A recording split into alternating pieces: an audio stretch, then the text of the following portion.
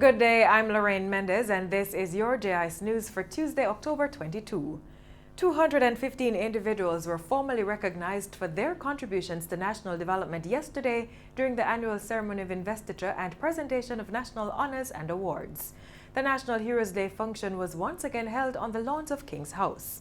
Heading this year's list of recipients was Professor Gerald Cecil Layler, who was awarded the Order of Merit for his application of science, technology and innovation and service to the public and private sectors.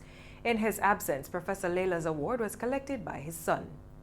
Other notable honorees include Minister without Portfolio in the Office of the Prime Minister Mike Henry, who is one of 5 persons conferred with the Order of Jamaica.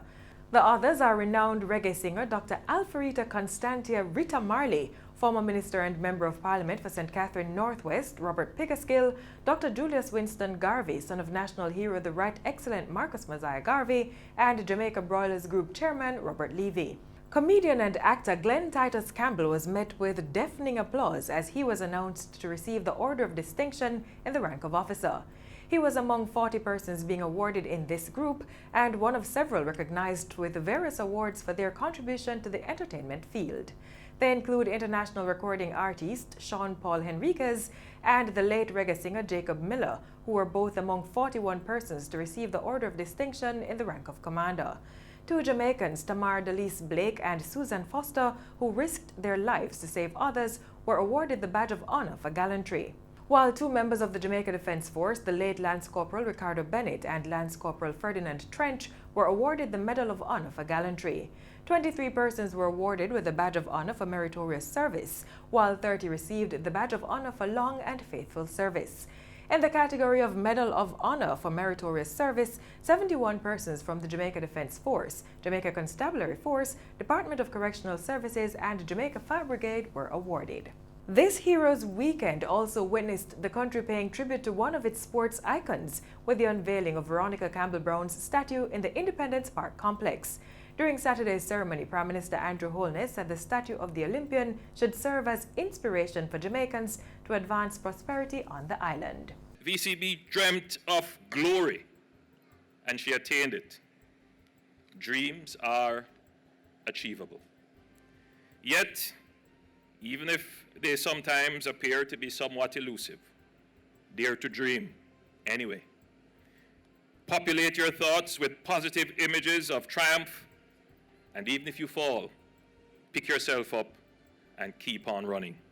To be remembered and commemorated for my contribution to Jamaica's rich history in this unique way is an absolute blessing and a gesture that I greatly appreciate. Government has now provided close to $50 million worth of relief supplies for 47 farmers in Flagam and St. Elizabeth who suffered losses during a fire in August.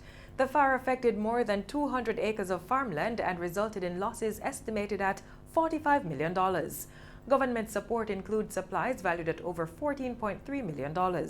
Some of the supplies were handed over by State Minister of Industry, Commerce, Agriculture and Fisheries Floyd Green during a ceremony at the Pedro Plains Anglican Church Hall in St. Elizabeth on Friday. When we came and saw the devastation, we decided that we have to quickly get to work because Flagaman is too important a community to allow it to not be able to produce. Flagaman has the most registered farmers in any community in Jamaica. The supplies to the farmers include 28 black tanks, irrigation fixtures, more than 100 bags of fertilizer, and a variety of seeds. The farmers have also been provided with more than 30 truckloads of guinea grass to be used for mulching. And if you look around, you will see that our farmers have already put the guinea grass to use.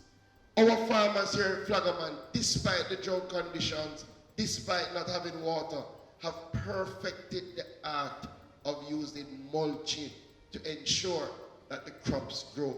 The State Minister says the affected farmers are expected to resume full production, which should augur well, particularly for the Christmas season.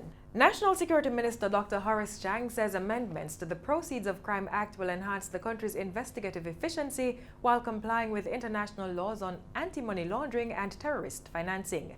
The Caribbean Financial Action Task Force Mutual Evaluation Report of 2017 made 40 recommendations aimed at addressing money laundering and terrorist financing. According to Dr. Chang, Jamaica was partially compliant with 21 and non-compliant with 2 of the recommendations. He says the country must address the compliance deficiencies or risk being locked out of the international financial system. The Security Minister adds that the amendments will also better secure the local financial system. In a bid to protect the integrity of the economy, it's important that the government of Jamaica ensures that a robust framework exists to identify and prevent criminal elements from utilizing the legitimate financial system for their own benefit and in strengthening our criminal organization. Dr. Horace Chang was speaking in Parliament last Tuesday as the House began debate on amendments to the Proceeds of Crime Act. And finally, the Electoral Office of Jamaica, EOJ, will be embarking on a national voter identification card renewal exercise as of Monday, November 4.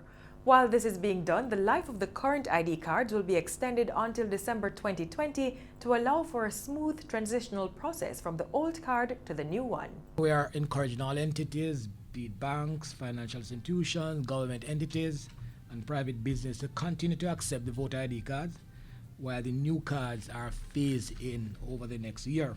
Director of Elections Glasspool Brown was speaking at a recent JIS think tank. In addition to the 63 constituency offices island-wide, 272 card renewal centers will be temporarily established to assist with the process. A list of the renewal centers will be made available on the EOJ website. We are encouraging all registered voters with ID cards issued 2015 and earlier to visit any EOJ constituency office or voter ID renewal center. Also, all electors who have cards which was issued date between 2016 and 2019 will not need to visit the EOJ office for renewal.